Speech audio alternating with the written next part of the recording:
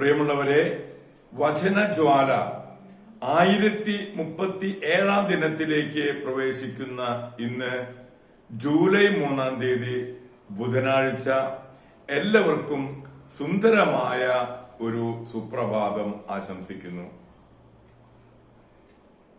നമ്മൾ ഇന്ന് മാർ തോമാസ് ശ്ലീഹായുടെ ദുഃഖാന തിരുനാൾ ആഘോഷിക്കുന്ന പൊൻസുദിനമാണ്.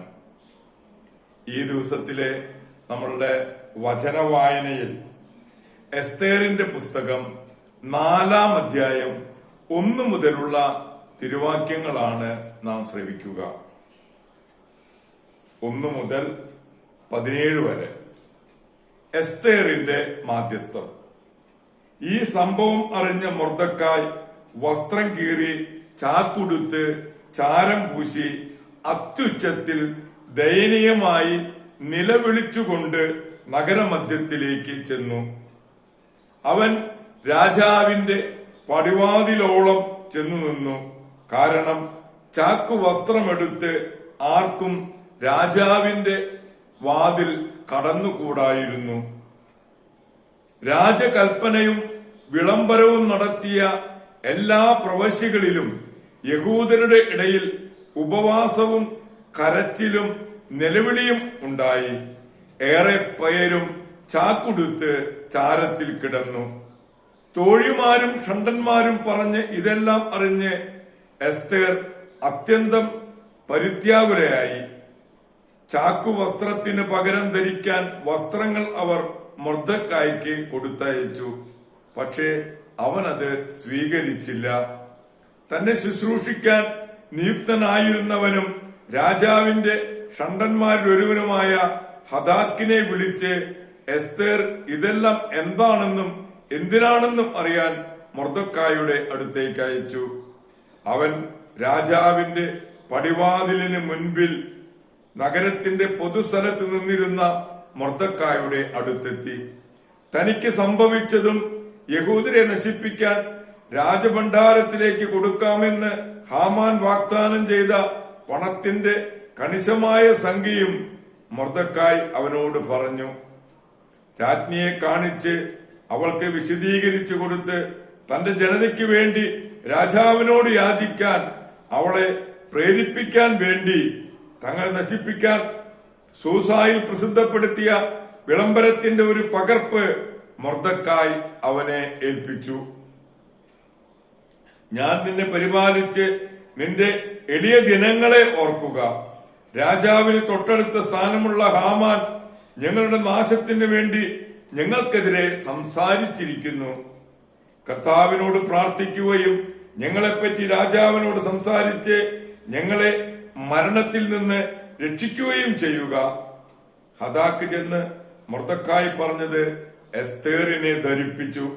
അപ്പോൾ അവൾ ഹദാക്ക് വഴി ഒരു സന്ദേശം മൊർദെഖായിയെ അറിയിച്ചു.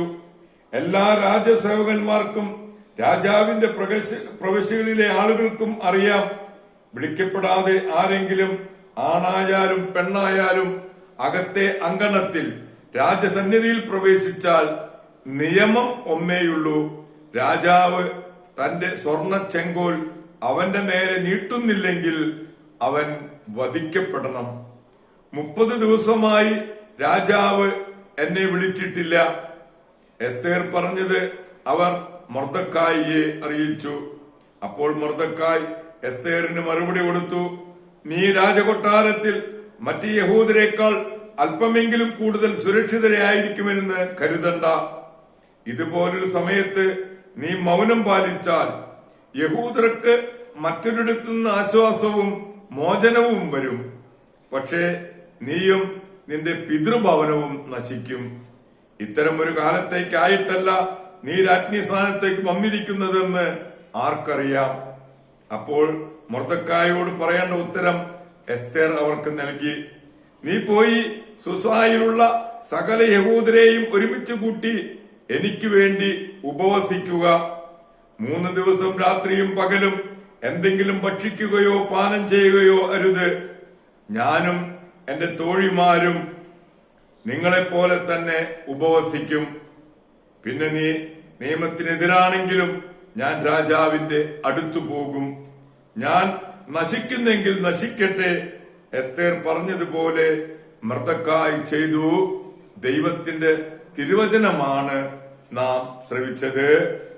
പ്രിയമുള്ളവരെ, ആഗോള കത്തോലിക്ക സഭയിൽ ഇന്ന് മാർ തോമാസ് ശ്ലീഹായുടെ ദുഃഖാന തിരുനാൾ ആഘോഷിക്കുന്നു. ഗലീലിയയിലെ മീൻപിടുത്തക്കാരിൽ നിന്നും അപ്പസ്തോല സ്ഥാനത്തേക്ക് വിളിക്കപ്പെട്ട ധീര പുരുഷനാണ് തോമസ് അഥവാ ദിദിമോസ്. നമുക്കും അവനോടുകൂടെ പോയി മരിക്കാം എന്ന ധീരമായ വാക്കുകൾ മദ്രാസിനടുത്തുള്ള ചിന്നമലയിലാണ് നിറവേറിയത്.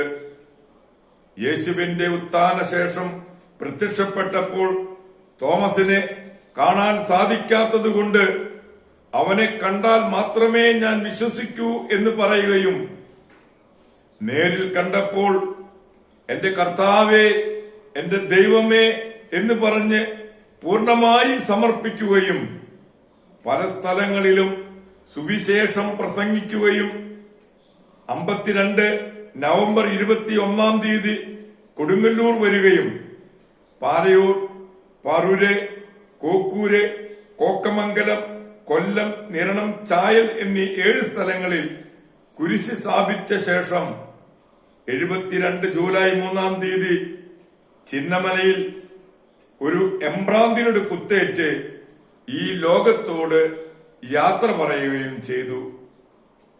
ശരീരം മൈലാപ്പൂര് കടൽ തീരത്ത് സംസ്കരിച്ചു. 1972 6 പൗലോസ് പാപ്പായാണ് ഭാരത അപ്പസ്തോലൻ എന്ന് തോമാസ് ശ്ലീഹായുടെ വിളിച്ചത്. വിശുദ്ധ തോമാസ് ശ്ലീഹായുടെ മധ്യസ്ഥം യാചിച്ച് ഇന്നത്തെ ദുഃഖാന തിരുനാൾ ആഘോഷങ്ങളിലേക്ക് നമുക്ക് ഓരോരുത്തർക്കും പങ്കുചേരാം. വിശുദ്ധ തോമാസ് ശ്ലീഹ നമ്മെ ഓരോരുത്തരെയും അനുഗ്രഹിക്കട്ടെ.